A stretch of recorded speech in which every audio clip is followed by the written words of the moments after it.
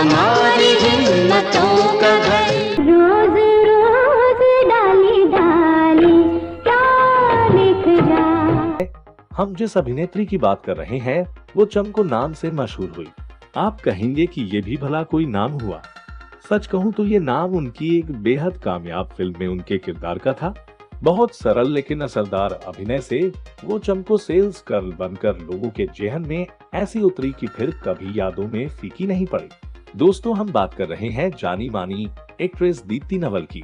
एक बेहद talented heroine जिसके हुनर के आगे सिल्वर स्क्रीन का पर्दा भी शायद छोटा पड़ गया। तभी तो उन्होंने अभिनय के अलावा डायरेक्शन, लेखन, पेंटिंग और फोटोग्राफी जैसी विधा में भी अपने हुनर का जलवा बिखेगा। लेकिन क्या आप जानते हैं कि ट्रेड डांसर होते हुए भी क्यों दीप्ति नवल को फिल्मों में डांस करने से ऐतराज था? क्या आप यकीन करेंगे कि इस हीरोइन पर लगा था एक बहुत ही गंदा धंधा चलाने का संगीन इल्जाम? तुमको देखा तो ये ख्याल आया। इस अभिनेत्री ने तरक्की का वो दौर देखा जिसकी कल्पना उसने कभी सपने में भी नहीं की थी। लेकिन फिर ऐसा क्या हुआ कि जिंदगी से उनका मन इस कदर ऊब गया कि बुरे ख्याल तक आने लगे? ये सब जानेंगे विस्तार से। लेकिन सबसे पहले आपको बताते हैं कि आखिर दीप्ति नवल का क्या है फिल्मों में आने तक का सफर। कहाँ से आए बदरा दीप्ति नवल का जन्म 3 फरवरी 1952 को पंजाब के अमृतसर में एक नामी परिवार में हुआ था। उनके दादाजी एक मशहूर वकील हुआ करते थे और दादी भी एक जानी मानी सामाजिक कार्यकर्ता थी, जबकि उनकी मां बर्मा से थी। दीप्ति के पिताजी अमृतसर के एक प्रतिष्ठित कॉलेज में इंग्लिश डिपार्टमेंट के हेड थे। दीप्ति की प्रारंभिक शिक्षा अमृतसर से ही हुई, लेकिन जब उनके पिताजी को सिटी यूनिवर्सिटी ऑफ न्यूयॉर्क में अध्यापन की नौकरी मिल गई तो वो भी न्यूयॉर्क चली गई। उन्होंने वहां के हंटर कॉलेज से अपनी पढ़ाई पूरी की और उसके बाद वो भारत लौट आई। तुमको देखा तो ये ख्याल आया। दीप्ति का फिल्मों से लगाव बचपन से ही था। यही वजह है कि उन्होंने करियर भी फिल्मी ही चुना और 1978 में श्याम बेनेगल की फिल्म जुनून से उन्होंने बॉलीवुड में कदम रखा। इसमें वो सपोर्टिंग रोल में थी। इसके 2 साल बाद 1980 में बतौर लीड एक्ट्रेस उनकी पहली फिल्म आई जिसका नाम था एक बार फिर। इसके बाद 1981 में आई वो फिल्म जिससे दीप्ति को खूब पॉपुलैरिटी मिली। ये थी सई परांजपे की फिल्म चश्मे बद्दू। इसमें उनके अपोजिट फारूक शेख थे। वैसे तो इस फिल्म में उनका नाम नेहा राजन था, पर घर घर जाकर चमको वॉशिंग पाउडर बेचने वाली सेल्स गर्ल के रूप में उन्हें इतनी ख्याति मिली कि दर्शकों ने उन्हें चमको गर्ल नाम दे दिया। चमको कपड़ों में चकाचौंध चमक लाने के लिए खुशबूदार झाग वाला। और तो और इस फिल्म में दर्शकों को दीप्ति और फारूक की केमिस्ट्री इतनी पसंद आई कि पूरा 80 का दशक इस जोड़ी के नाम रहा। इन दोनों ने लगभग 7 फिल्मों में एक साथ काम किया, जिनमें साथ साथ किसी से न कहना, कथा, रंग बिरंगी और फासले का नाम शामिल है। इस तरह ये दोनों एक हिट जोड़ी बन गए। इतने हिट और यादगार की 3 दशक बाद 2011 में अलमियो खुदा नाम की फिल्म में दोबारा इन्हें कास्ट किया गया। इन दोनों के निभाए किरदार पर्दे पर मासूम, सहज और रियलिस्टिक होते थे, जिनसे मिडिल क्लास लोग खुद को आसानी से कनेक्ट कर लेते थे। दोनों की दोस्ती में रोमांस नहीं था, फिर भी ये बहुत गहरा रिलेशनशिप था जिसे फारूक की मौत के बाद आज भी दीप्ति महसूस करती हैं। दीप्ति अपनी फिल्में काफी सोच समझकर साइन करती थी। उन्हें ये कतई मंजूर नहीं था कि वो हीरो या किसी पेड़ के इर्द गिर्द नाचे और रोल खत्म। अपने एक इंटरव्यू में उन्होंने कहा भी था कि मुझे घाघरा पहनकर कैमरे के सामने मटकना पसंद नहीं है। मैंने तुमसे कुछ नहीं। अब दीप्ति के जीवन का वो किस्सा जिसने उन्हें अंदर तक तोड़ डाला था, इस कदर कि उनके मन में जिंदगी को लेकर बुरे ख्याल तक आने लगे थे, जिसे उनके फैन भी आज तक नहीं भूले हैं।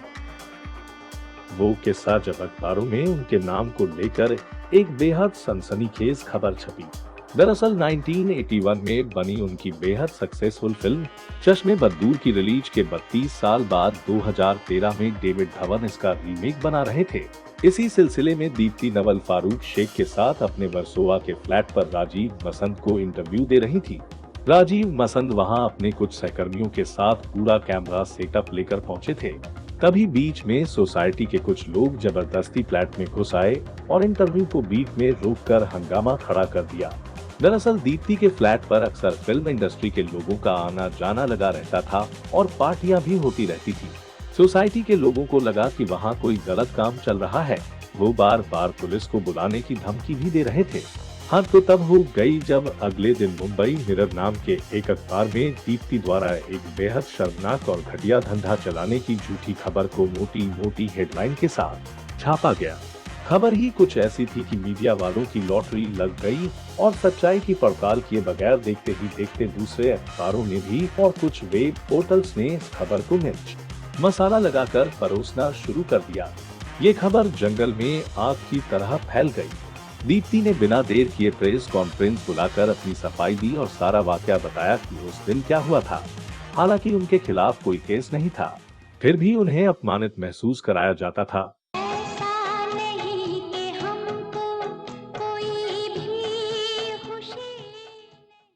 धीरे धीरे उन्हें ये एहसास होने लगा कि बॉलीवुड में उन्हें पहले की तरह काम भी नहीं मिल रहा है।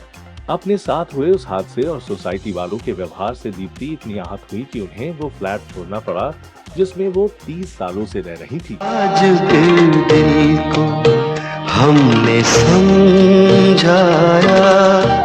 ये सब काफी लंबे वक्त तक चला, जिससे वो डिप्रेशन का शिकार हो गई थी।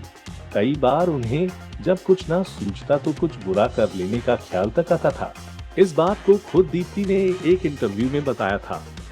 इसके अलावा भी दीप्ति ने अपनी पर्सनल लाइफ में कई उतार चढ़ाव देखे।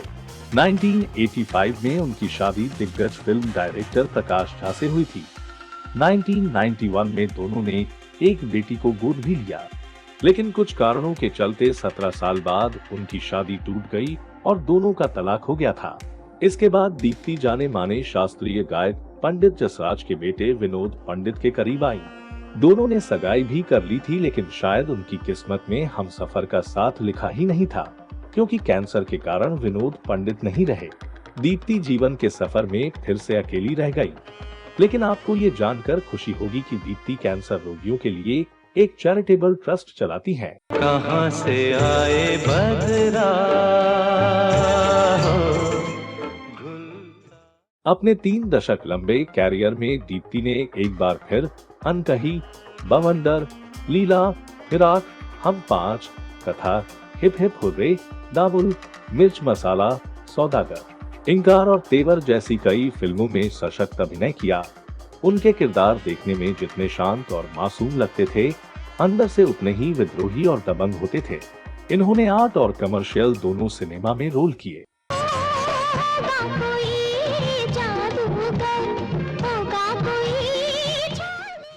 1990 का दशक आते आते उनका कैरियर ढलान पर आने लगा तो उन्होंने खुद को दूसरी चीजों में बिजी कर लिया। उन्होंने छोटे पर्दे पर सौदा, तनाव और मुकम्मल जैसे धारावाहिकों में काम किया। लीला, मेमोरीज इन मार्च और सुनो अमाया में उन्होंने फारूक शेख के साथ आखिरी बार काम किया था। अपनी भूमिकाओं के लिए उन्हें कई अंतर्राष्ट्रीय पुरस्कार मिले। इसके अलावा उन्होंने कई कहानियां और कविताएं लिखी हैं, फिल्में भी डायरेक्ट की हैं। पेंटिंग का उन्हें खासा शौक है। फिलहाल अपने हिमाचल स्थित स्टूडियो में दीप्ति अपना ज्यादातर वक्त कागज कलम के साथ बिताती हैं। तुम सुंदर हो, तुम सुंदर हो।